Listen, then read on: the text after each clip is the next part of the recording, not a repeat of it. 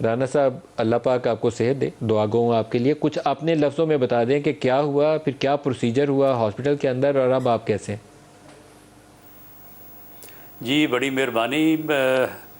ये मलिक साहब family history थी, तो इसलिए 2004 में यानी बहुत पहले की बात है कि मेरी हार्ट सर्जरी हुई थी।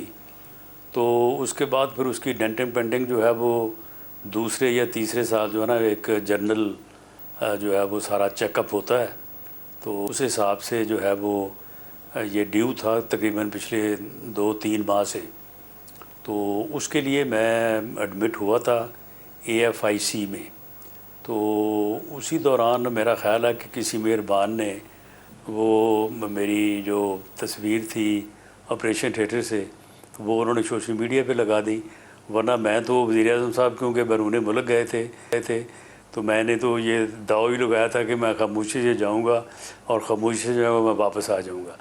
तो मैं अल्हम्दुलिल्लाह बिल्कुल ठीक ठाक हूँ और अल्लाह के फजल से सेहतमंद हूँ।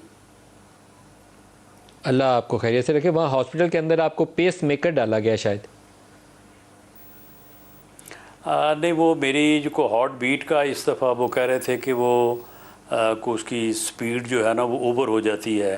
को मेरा ख़्याल है ख़ास लिमिट चाहिए होती है, तो उस लिमिट में रखने के लिए कोई जो है ना वो कोई प्रोसीजर था।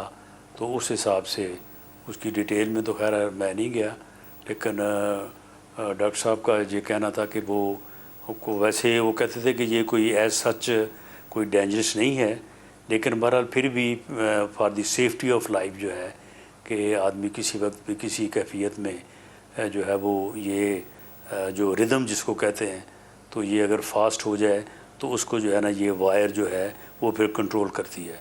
कोई इस किस्म का कोई प्रोसीजर था। दुरुस्त है, दुरुस्त है। आप हॉस्पिटल से आज ही वापस आए हैं? जी मैं आज सुबह वापस आया हूँ। अल्लाह आपको खैरियत से रखे।